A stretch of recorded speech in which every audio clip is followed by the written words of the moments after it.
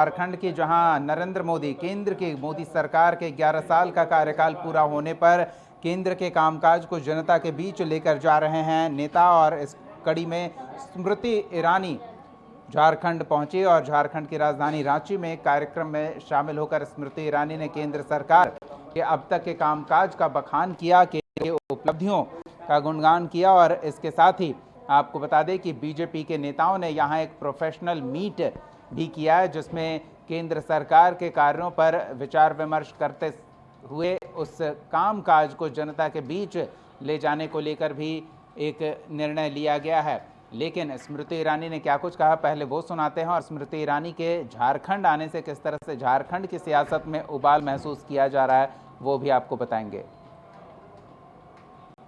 की बात करूं तो इसी प्रदेश से शुरुआत हुई प्रधानमंत्री जनमन योजना की, जिसके अंतर्गत आदिवासी समाज में 24,000 करोड़ की लागत से आवास, सड़क, पेयजल, शिक्षा सबकी व्यवस्था बहुआयामी सरकार ने सुशासन को नए स्वरूप में परिभाषित किया है। उसके लिए पुनः 11 वर्षों के सुशासन के लिए भारतीय जनता पार्टी झारखंड प्रदेश की इकाई, राष्ट्र भर के कार्यकर्ता और हमारे समर्थक प्रधानमंत्री मोदी का पुनः आभार व्यक्त करते हैं। मंत्रिमंडल के सभी साथियों का हम अभिनंदन।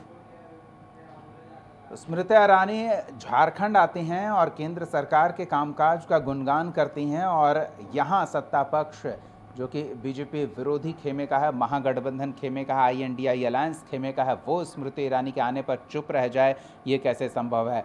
मोर्चा संभाला स्वास्थ्य मंत्री इरफान अंसारी ने, और उन्होंने स्मृति ईरानी की अच्छे से खबर ली। क्या कुछ कहा वो सुनिए।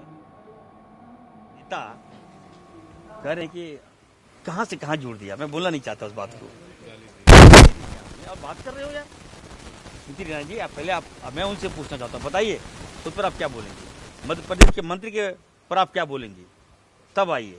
अब बेवजह झारखंड पे आके यहाँ वेलकम कर, ये लग रहा है कि ये लोग जानबूझ के लगता है ऐसा करता है। ये लोग कोई मुद्दा तो है नहीं, कोई मुद्दा तो है नहीं, आप जश्न मना रहे हैं। विजय रथ कौन सा जी, विजय जुलूस, कौन सा विजय जुलूस स्मृति ईरानी जी, कौन सा ऑपरेशन सिंदूर, वाह बंद क्यों कर दिया ऑपरेशन सिंदूर आपने। चलिए तो सीधे रांची का रुख करते हैं, सहयोगी संदीप हमारे साथ जुड़ रहे हैं, उनसे जानते हैं। संदीप, स्मृति ईरानी आती हैं, केंद्र सरकार के कामकाज का गुणगान करके जाती हैं, लेकिन यहाँ इरफान अंसारी काफ़ी उखड़े उखड़े नजर आते हैं। कहा क्योंकि जिस तरह से आज स्मृति ईरानी रांची पहुंची थी और बीजेपी दफ्तर में प्रेस वार्ता को संबोधित भी किया, और मोदी सरकार के जो 11 वर्ष के कार्यकाल हैं उनकी जो उपलब्धियां रही हैं उनको गिनाने का काम किया।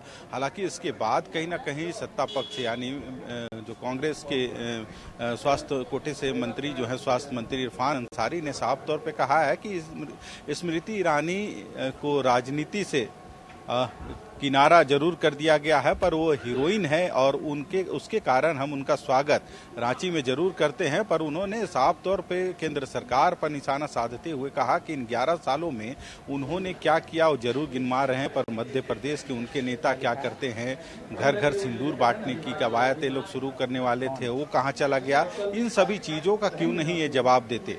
11 साल की जो उपलब्धियां उपाधि लेने के लिए स्मृति ईरानी जरूर यहाँ पहुंची थी, पर इसका कोई भी फायदा नहीं होने वाला है। दूसरी तरफ जेएमएम की बात करें तो सुप्रियो भट्टाचार्य ने अभी प्रेस वार्ता की थी, और कहीं ना कहीं इस 11 साल की जो उपलब्धि जो बीजेपी गिना रही है उसको कहीं ना कहीं नकारते हुए कहा कि कई ऐसी चीजें हैं जिसको लेके जरूर लोगों के तक पहुंचने का काम कर रही है। सरकार के 11 वर्ष के कार्यकाल में जो काम हुए उसको दिखाने का काम कर रही है, पर ऐसा कुछ नहीं है। जनता सब जानती है और इसका जवाब जरूर आने वाले दिनों में उनको मिलेगा। जी बिल्कुल, लेकिन संदीप एक चीज़ और समझना चाहेंगे, केंद्र सरकार की योजनाओं को अब जनता तक पहुंचाने की कोशिश होगी। झारखंड बीजेपी के नेताओं ने प्रोफेशनल मीट किया और आक्रामक तरीके से अब राज्य सरकार पर हमला बोला जाएगा, तो इसको लेकर सत्ता पक्ष की किस तरह की तैयारी है, ऐसी कोई जानकारी मिल पा रही है? जी, इस पूरे मसले पर कहीं ना कहीं जेएमएम प्रेस कार्यालय जो पार्टी कार्यालय है वहाँ पे प्रेस वार्ता किया गया है और सुप्रियो भट्टाचार्य ने इस मार्फत भी अपना उनका जो जवाब है वह दिया गया है कि वे घर घर जाएंगे तो घर घर उनको देखने को मिलेगा कि कितनी समस्या इनके सरकार में देखने को मिल रही है। तो उन सभी चीज़ों का जवाब भी जनता मांगेगी। जो ये लोग कहते थे कि 50 लाख नौकरी मिलेगी, किसानों को एमएसपी का लाभ मिलेगा, तो कहाँ गया? उन सभी जो भी वादे किए थे केंद्र सरकार ने चुनाव से पहले, कहाँ वो सब वादे तो पूरे नहीं हो रहे हैं। किसानों को आंदोलन करना पड़ा था, 700 किसान की उस दरमियान आंदोलन के दरमियान उन्होंने अपनी जानें गंवाई, शहीद हुए। जो लोग बेरोजगारी की जो बात करते थे केंद्र सरकार कि इतने लाखों करोड़ों लोगों को हम रोजगार से जोड़ेंगे, तो कहाँ रोजगार लोगों को जोड़ने का काम कर रहा है। जहाँ यदि इस 11 साल में देखा जाए तो जो जेएमएम का आरोप है बीजेपी पर कि जहाँ पेट्रोल 65 रुपये मिलती थी, आज पेट्रोल 99 रुपये मिल रही है। तो यही सब उपलब्धियां बीजेपी के 11 वर्ष के हैं। पहले उन्होंने 500 की नोट बंद किए, फिर 1000 के नोट बंद किए, फिर 2000 का नोट लाया गया। कहा जाता था कि उसमें चिप लगाया जाएगा और जो काला धन है उसको वापस लाया जाएगा। बाद में 2000 के नोट भी बंद कर दिए गए। तो कहीं ना कहीं जो जेएमएम है वो केंद्र सरकार पर यह आरोप लगा रही है कि इन्होंने जितने भी वादे किए हैं सभी वादों को पूरा करना तो दूर, इन्होंने उसके खिलाफ जाकर काम करने का काम किया है। तो एक और जहां केंद्र सरकार अपनी 11 साल की उपलब्धि गिना रही है, वहीं यदि गठबंधन की सरकार की बात करें राज्य में तो वो कहीं ना कहीं इस सरकार को विफल बता रही है और कई आरोप जेएमएम के द्वारा भी केंद्र सरकार पर लगाए गए हैं। और कहीं ना कहीं अब इस 11 साल का जो बीजेपी अपने जो वादे पूरे किए गए हैं उनको गिनाने का काम कर रही है, वहीं दूसरी तरफ राज्य सरकार इसको ढकोसला बतला रही है। जी चलिए, बहुत बहुत धन्यवाद संदीप इस तमाम बातचीत और जानकारी के लिए। तो अब देखना दिलचस्प है कि किस तरह से केंद्र सरकार के 11 साल के कार्यकाल को लेकर जब बीजेपी के नेता जनता के बीच जाएंगे, राज्य सरकार को घेरने का प्रयास करेंगे, केंद्र की योजनाओं को राज्य में लागू न होने देने का आरोप लगाएंगे, तो स्वाभाविक तौर पर झारखंड की सियासत में सरगर्मी बढ़ती नजर आएगी और झारखंड सरकार के घटक दल, महागठबंधन के अलग अलग घटक दल इन मुद्दों को लेकर बीजेपी पर और भी हमलावर नजर आएंगे। तेवर इरफान अंसारी के बयान से समझा जा सकता है।